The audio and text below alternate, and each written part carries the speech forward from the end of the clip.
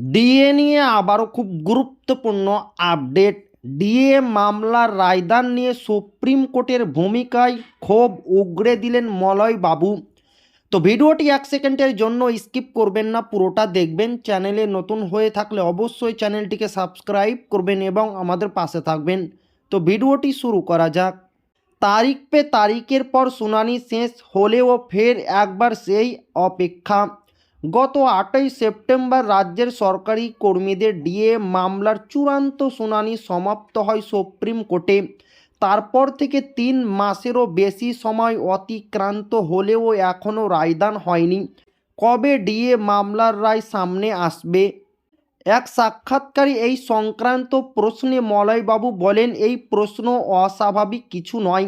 আমরা রোজই ভাবি যে আগামীকাল হয়তো ডিএ মামলার রায় প্রকাশ পাবে, তাই আমরা তা কজ লিস্টে দেখতে পারবো। বিভিন্ন মামলার ক্ষেত্রে আমরা দেখেছি রায়দান কবে হবে তা কজ লিস্টে পাওয়া যায়। আমাদের আইনজীবীও বলেছে যে ওয়েবসাইটে দিয়ে দেব, পরের দিনই থাকে। আপনারা বিমানে যদি আসতে পারেন আসবেন, নয়তো আমরা তো আছি। রায়টা বহু বড় হলে জিসটা শুধু পড়বে, বাকিটা অনলাইনে দিয়ে দেবে। তিনি বলেন, এখন প্রশ্ন হলো রায়টা কবে দেবে। কর্মচারী সমাজ মারাত্মকভাবে উদ্বিগ্ন হয়ে রয়েছে যে এত দেরি কেন করছে। আমাদেরও প্রশ্ন সেটাই। আমরা তো সবাই ভেবেছিলাম রায়টা রিজার্ভ রাখার পর রায়টা 1 থেকে 1.5 মাসের মধ্যে প্রকাশ পেয়ে যাবে।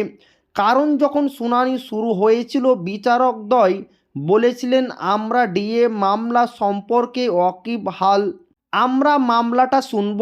সেই শুনে আমাদের বুকে আশা জেগেছিল, কারণ এর আগে আমাদের মাননীয় বিচারকদ্বয় শুনানি করলেও বিন্দু মাত্র অগ্রগতি হয়নি।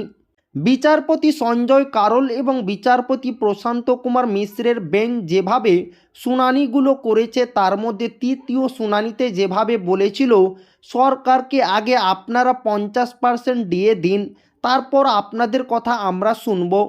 রাজ্য সরকারকে পরে বলেছিল 25% দিন, সরকার কিন্তু মেনে নিয়েছে, কিন্তু তা দেয়নি। সরকার আবার অ্যাপ্লিকেশন করে আর আমরা কন্টেম্প করি।